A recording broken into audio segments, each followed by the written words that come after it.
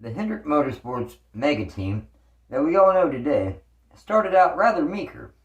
Rick Hendrick, an owner of a chain of car dealerships, and Harry Hyde, a race car building legend, teamed up to form All-Star Racing. Originally, they planned to field a car for seven-time Cup Series champion Richard Petty, with sponsorship from country music business mogul C.K. Spurlock. Unfortunately, things never materialized. So, All-Star Racing began with 5 employees, rented equipment, and only 2 race cars. When the Petty deal fell through, Hendrick tried to hire Timrichmond. Then he also tried to hire Dale Earnhardt, but neither would agree to drive for him.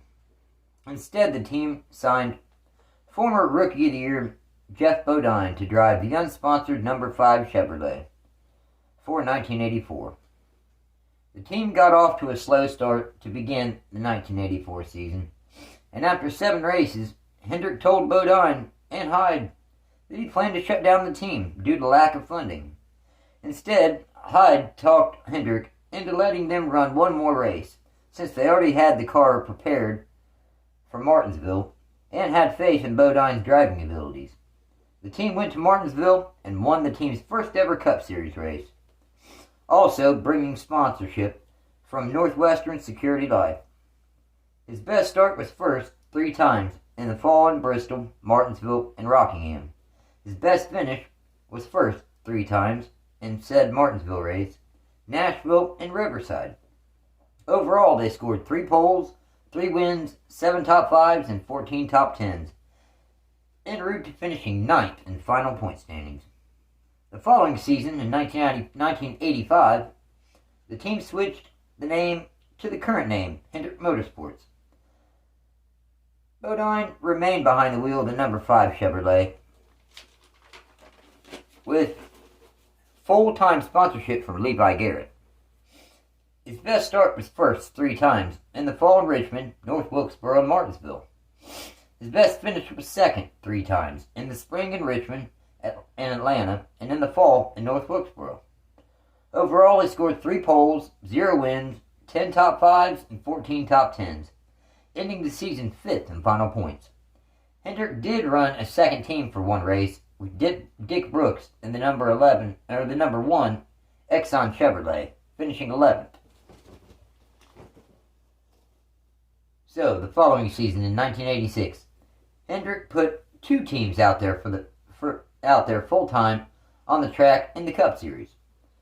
For years, it was owned and known as Papa Joe Hendrick's team, a second team for Hendrick Motorsports, the number 25 Folgers Chevrolet, with Timrichmond behind the wheel. After some chemistry issues arose between Bodine and Harry Hyde, Hyde came over to crew chief for the number 25 in Richmond. His best start was first 8 times in the spring in Martinsville, in the summer in Michigan and Watkins Glen, and in the fall in Darlington, North Wilkesboro, Charlotte, Rockingham, and Riverside. His best finishes were first 7 times in the summer in Watkins Glen, Pocono both races, Daytona, Darlington, Richmond, and Riverside.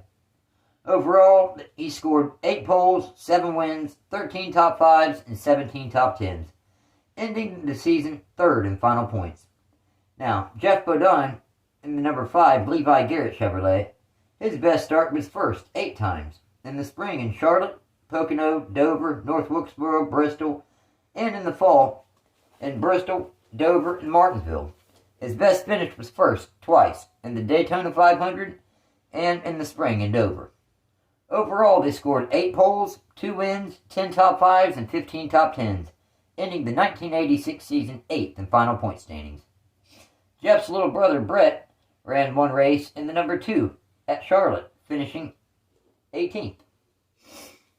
In 1987, the team continued to grow, adding a 3rd full-time team, bringing over Darrellwaltrip from the number 11 Budweiser ride he found so much success with driving for Junior Johnson. He drove the number 17 Tide Chevrolet. His best start was second in the fall in Richmond, and his best finish was first in the fall in Martinsville.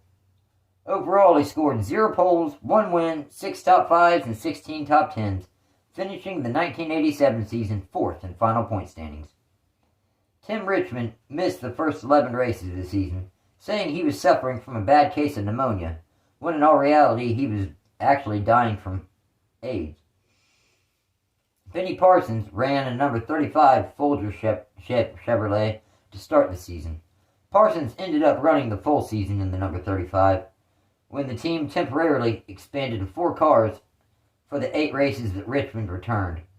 In the number 35, Parsons had a solid year, finishing 2nd in that season's Daytona 500. Overall, he scored 6 top 5s and 9 top 10s, finishing 16th in final points. In the number 25, Timrichmond only returned for 8 races. He won the first 2 races back at Pocono and Riverside. In 8 starts, he scored 1 pole, 2 wins, 3 top 5s, and 4 top 10s. As for the number 5, Geoffbodine, his best start was first, twice, in the fall in Martinsville and Riverside, and his best finish was 2nd in the spring in Richmond. Overall, they scored 2 poles, 0 wins, 3 top 5s, and 10 top 10s, ending the 1987 season 13th in final point standings. And owner Rick Hendrick ran the race in Riverside, believe it or not, finishing 33rd. In the late 1980s, Dale Earnhardt and Geoffbodine were embroiled deep into a rivalry. So deep, in fact, I'm going to do a video covering it all on its own. So it's not that I didn't remember, but rather, I want to spend the proper time on it that it deserves. That following season in 1998, Kenschrader was signed to replace Richmond permanently in the number 25 Folger Chevrolet. His best start was first, twice, in the Daytona 500 and in the spring in Darlington. His best finish was first in the 2nd race of the season in Talladega. Overall, they scored 2 poles, 1 win, 4 top 5s, and 17 top 10s, finishing 7th in final point standings. And they even DNQ'd for 1 race early in the season. So, 7th in points, that's really solid. In the number 17 Tide Chevrolet, Darrellwaltrip ran full-time again. His best start was first twice, in the summer in Daytona and Talladega. His best finish was first twice, in the spring in Charlotte and in the fall in Martinsville. Overall, he scored 2 poles, 2 wins, 10 top 5s, and 14 top 10s, ending the season 6th in final point standings. Then Geoffbodine in the number 5 Chevy. His best start was first 3 times, in the spring in Atlanta, Watkins Glen, and Phoenix. His best finish was first in the first Pocono race of the season. Overall, they scored 3 poles, 1 win, 10 top 5s, and 16 top 10s, finishing the 1988 season 5th in final points. The 1989 season brought back all the drivers from the previous season to drive full-time again this season. Hendrick did serve as a technical consultant during the filming of Days of Thunder for Paramount Pictures. In Phoenix, near the end of the season, Hendrick provided and qualified 2 movie cars, complete with cameras to capture racing footage like never before up to that point. The number 46 City Chevrolet was driven by Greg Sachs, and the number 51 Exxon Chevrolet was driven by Bobby Hamilton. The number 17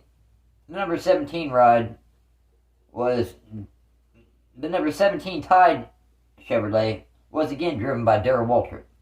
He was able